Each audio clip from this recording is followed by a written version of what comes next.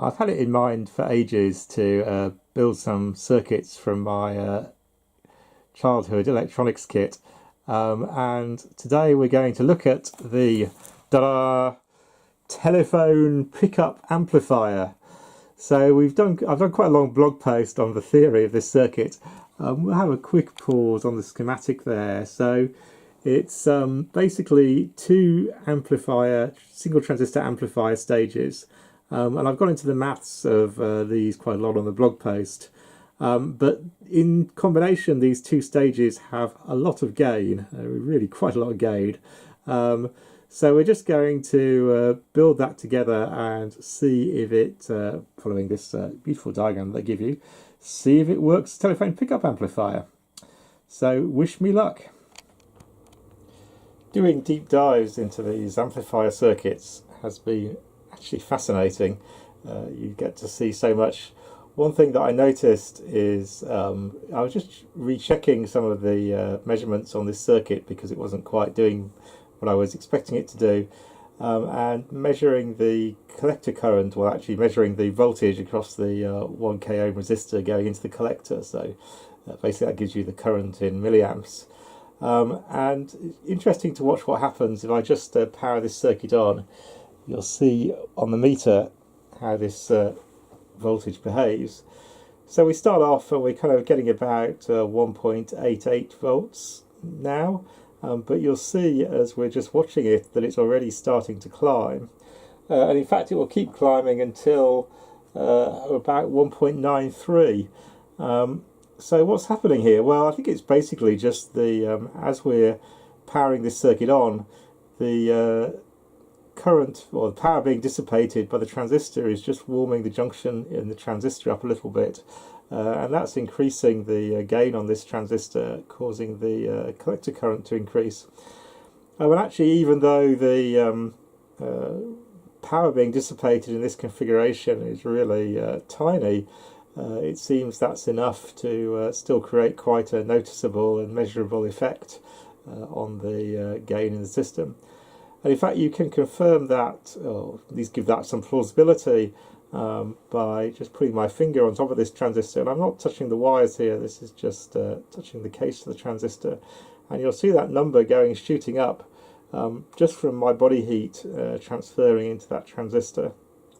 If I take my finger away again, the gain starts to drop and the voltage starts to fall off again. So yeah, really clear demonstration of effect of temperature on transistor gain. Interesting to see it in really such a low power dissipation circuit.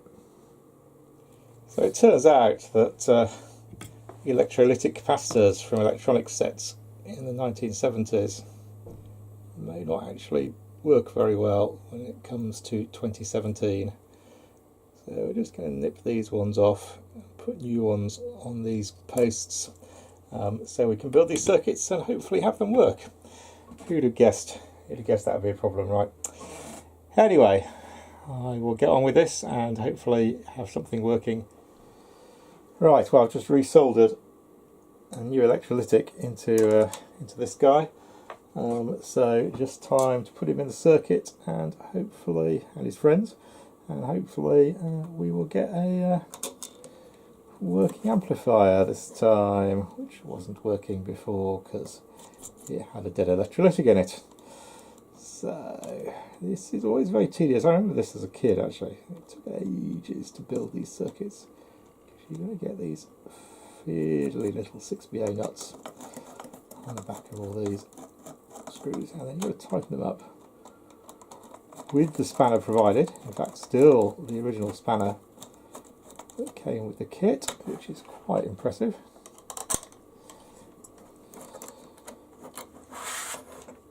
So we're going to probe the output of this circuit now. So we've got two transistor gain stages, first stage, second stage. They've both got a gain of over 100, at least in theory. So let's see what happens. Power, put some signal into it, and we have got absolutely nothing coming out.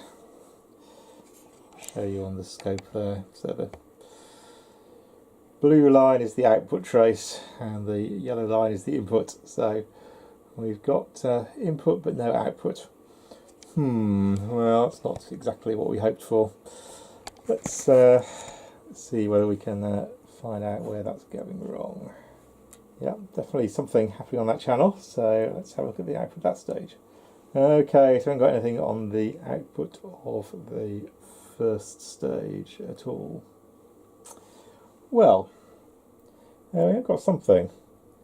No actual amplification, mind you, but something.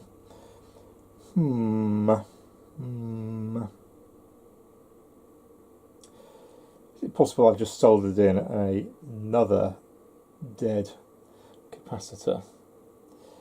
I wonder.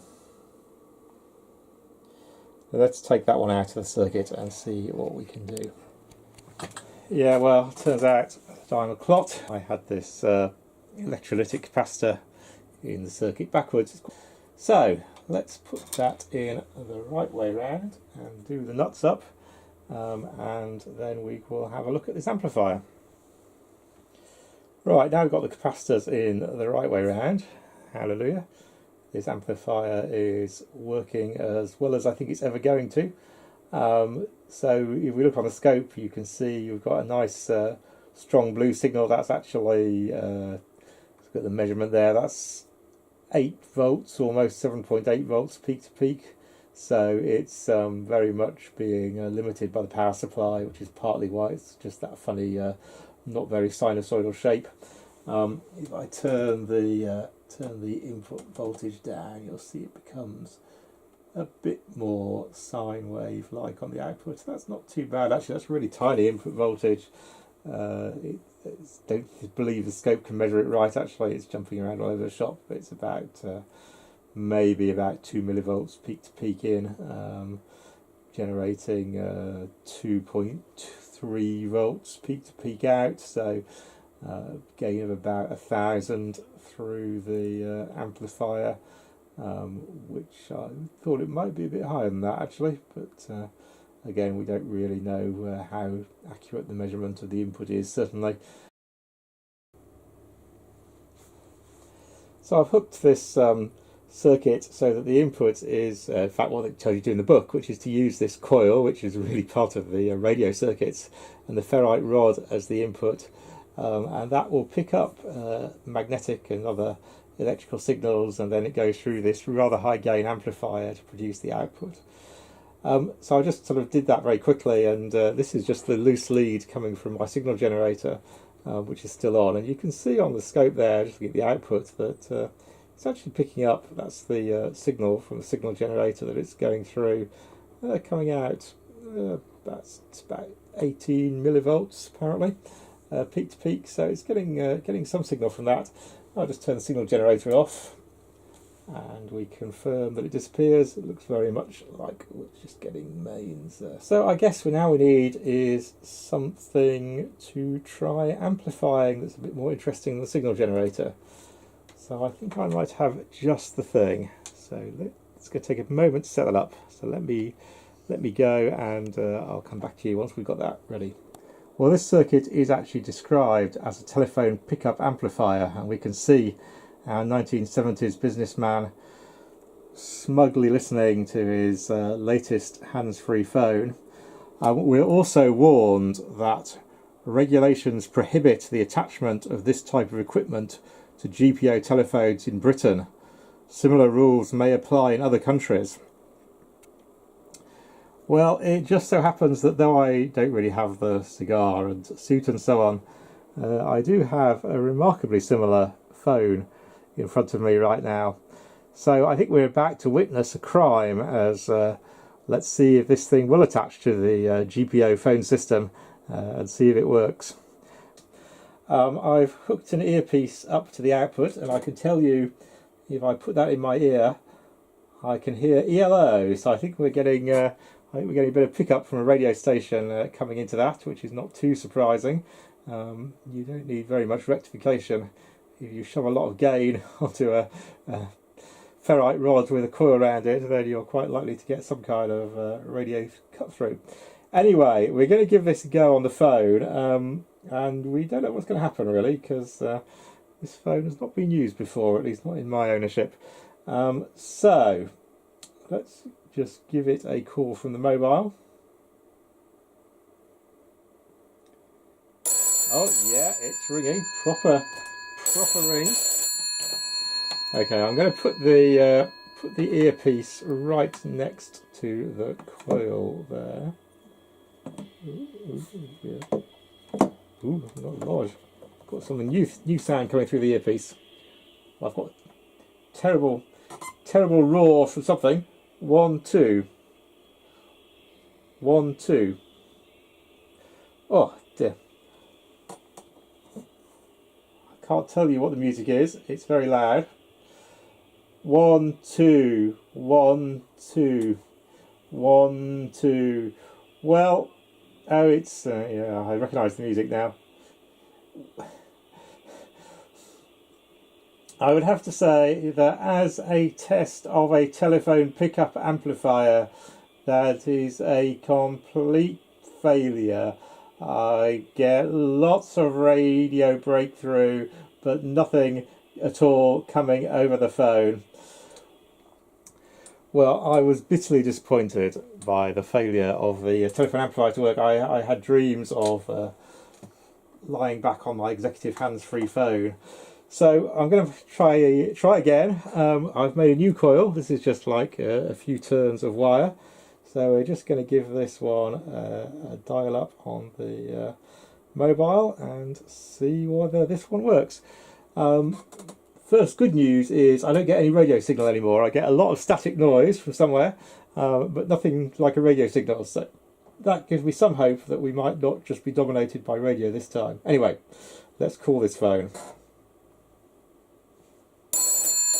Oh, it's ringing.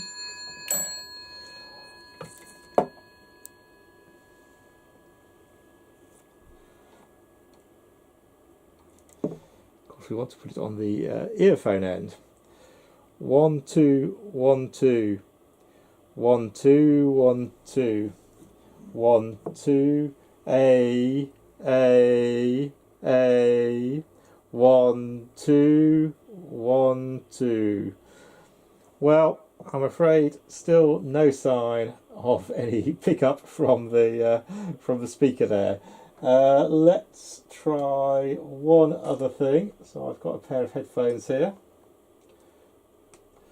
So hang up that headphone. Let's just try playing some music through the headphones and see if they can get picked up.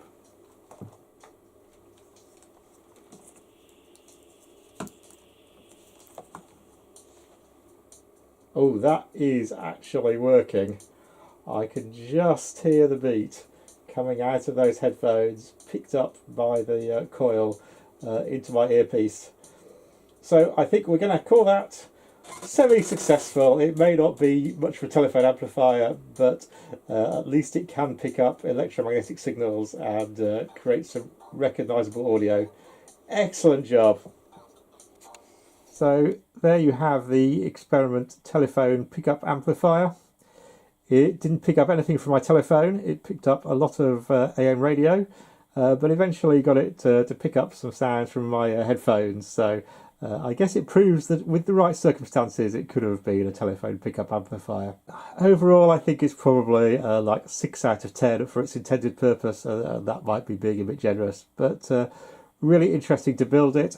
I did a lot of technical analysis on the blog post, and the measured values do kind of line up with that analysis, which gives me some confidence that it's right. So really nice to revisit this set and build some circuits on it again. Nice to have a good theoretical understanding, and actually demonstrated some things that were quite interesting. So yeah, cool. Glad I did it.